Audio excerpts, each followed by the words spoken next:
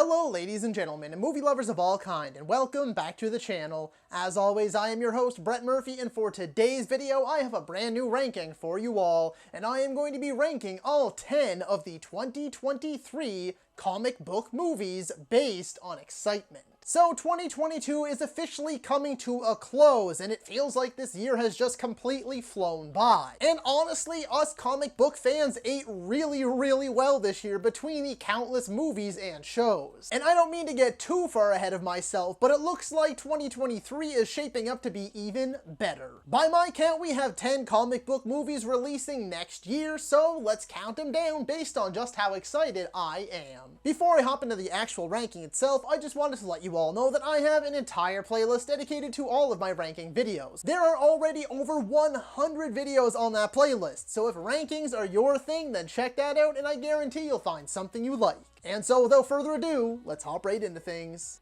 Number 10. Kraven the Hunter.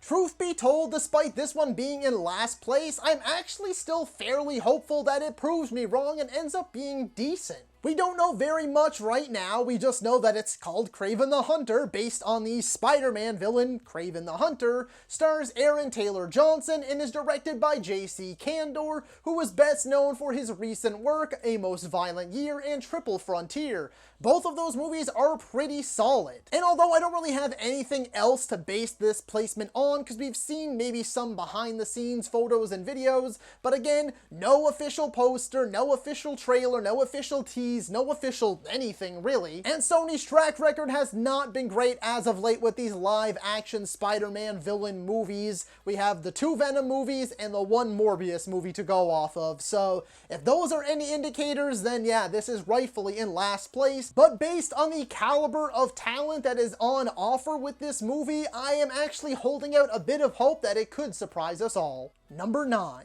The Marvels.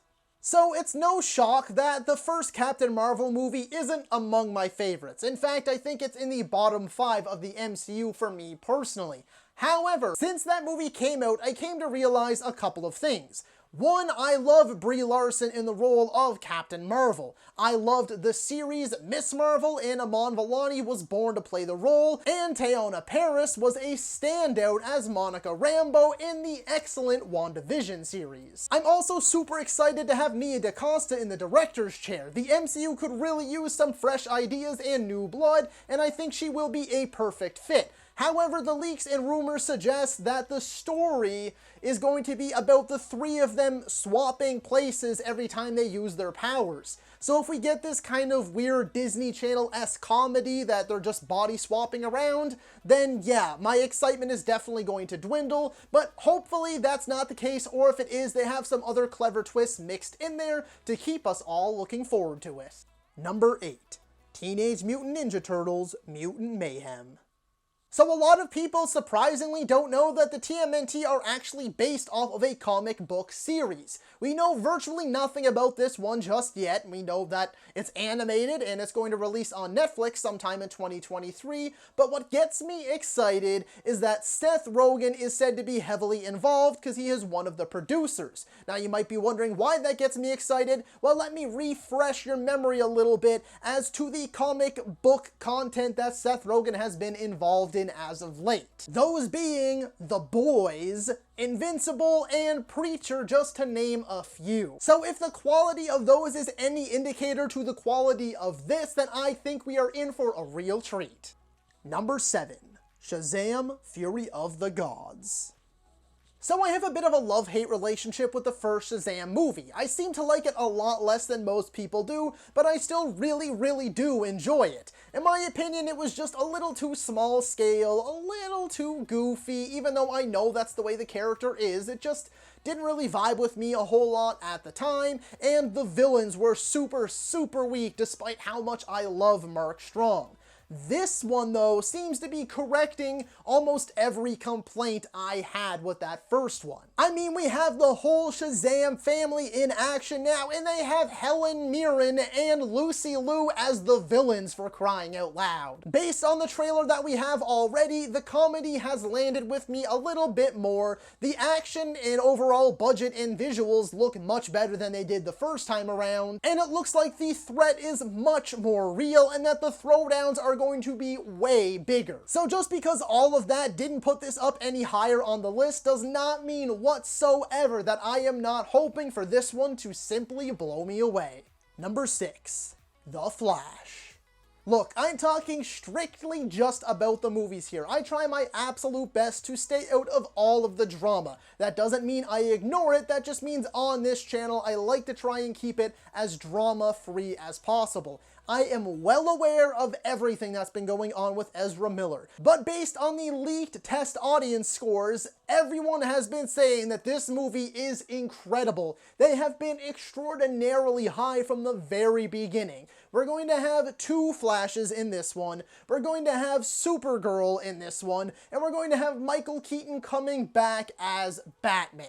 Andy Muschietti is an unbelievably capable director, so from the very beginning I knew that this movie was in safe hands. And although yes, we don't have a ton of concrete stuff to go off of just yet, and all of this Ezra Miller controversy has been completely burying this movie, it doesn't mean that I myself or you or anyone else can't be excited about a live action Flashpoint movie, because let's not forget Ben Affleck is supposed to be in here as well, and there are rumors that even more cameos could be coming too. Are you looking for the perfect gift for the movie lover in your life, or maybe you just want to treat yourself? Then look no further than the most unique piece of movie art you could possibly have with Movie Palette. Visit moviepalette.com right now and use code BAM15 at the checkout for 15% off your order. And now, back to the video.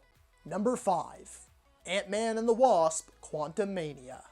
So it's no secret that I don't love the first 2 Ant-Man movies. I like them, I think they're hilarious, among the funniest movies in the MCU, and given how comedy-centric that entire universe is, that's actually pretty hard to pull off and something special for me to say. However, from the very beginning, I have just continued to get more and more excited for this one. We know that Kang the Conqueror, played by Jonathan Majors, will be the main villain. The vast majority of this movie will take place in the quantum realm. We know that we have Catherine Newton as our new Casey Lang, and she will have her own suit and her own role to play. But we now officially have our first trailer, and this movie looks like a complete tonal shift in departure from the first 2, and that is arguably what has me even more excited than anything. I am ready for a dark Ant-Man movie with extremely high stakes that is apparently supposed to lead right into Avengers: The Kang Dynasty and set up the MCU's next major villain.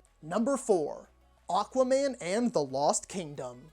We know essentially nothing about this one, really at all, honestly. I mean, we know that Jason Momoa is coming back, that Amber Heard is said to still be in it, that Patrick Wilson is returning as King Orm, and that Yahya Abdul-Mateen II will be returning as Black Manta. A few other little things here and there, but nothing that's super solid to go off of. Not to mention, this movie just keeps continuously getting delayed. It's said to be going a little bit over budget, and it seems all but official that we're getting a complete reset for the DC universe anyway. So why am I still so excited, and why is this so high? Because I unapologetically love and adore the first Aquaman. It's one of my favorite superhero movies in recent memory. I have such a blast watching it every single time, and I have the utmost confidence in the world that James Wan is going to simply knock it out of the park again. Number 3, Blue Beetle. Yep, surprise, surprise, another one on this list that we know basically nothing about. We have a general synopsis that was just released. We don't know if it's even official or not. We know our star, we know our director, but in all honesty, all I needed to know is that we were getting a live-action Blue Beetle movie. Blue Beetle is one of my all-time favorite DC characters, and his live-action debut is long overdue. Number 2, Spider-Man Across the Spider-Verse. Long story short, Spider-Man Into the Spider-Verse is one of my all-time favorite animated movies. It is my second favorite Spider-Man movie, and it is one of my favorite comic book movies of all time. We have been waiting quite some time for this sequel, and there have been a ton of leaks, a ton of rumors. We now have our first official trailer, and oh my god, it looks spectacular. There is more spider people on screen here than there has ever been for any Spider-Man of any medium. Comics, TV shows, movies, anything. This one looks like it's going to simply blow our minds. It starts off a little more mature, a little more emotional between Miles and his mother, and then it just delves into exactly what we were hoping this was going to be, a dimension-hopping, insane, chaotic, wild ride with as many spider people as they can fit on the screen at once. But of course we can expect a ton of heart and life lessons too, just like we got with the first one. Number 1. Guardians of the Galaxy Volume 3.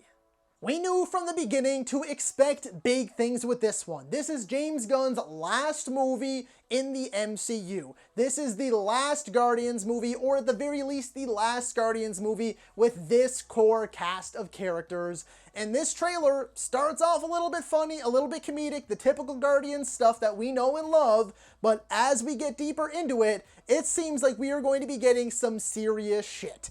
It is all but confirmed that we are going to lose a few of our Guardians. Not to mention we have our first look at Will Poulter as Adam Warlock. The visuals look crazier than ever, the emotions seem to be running high, and the stakes seem to be through the stratosphere when it comes to what's going down with our Guardians. We know they're on the look for Gamora, and we know that Rocket is tired of running, and I know that we are all going to leave the theater in tears. So that is all for today's video, folks. Be sure to let me know down in the comments if you agree or disagree with my ranking. While you're at it, don't forget to comment how you would have ranked all 10 of these upcoming 2023 comic book movies. If you're a movie lover whatsoever, then my channel is the place to be for you. Be it rankings like this one, top 10s versus videos, tier videos, I have all of that and so much more. With nearly 600 videos, or over 600 videos, I can't even remember at this point, already on the channel, and many, many more on the way. So if you enjoyed this particular video, then be sure to hit that thumbs up button.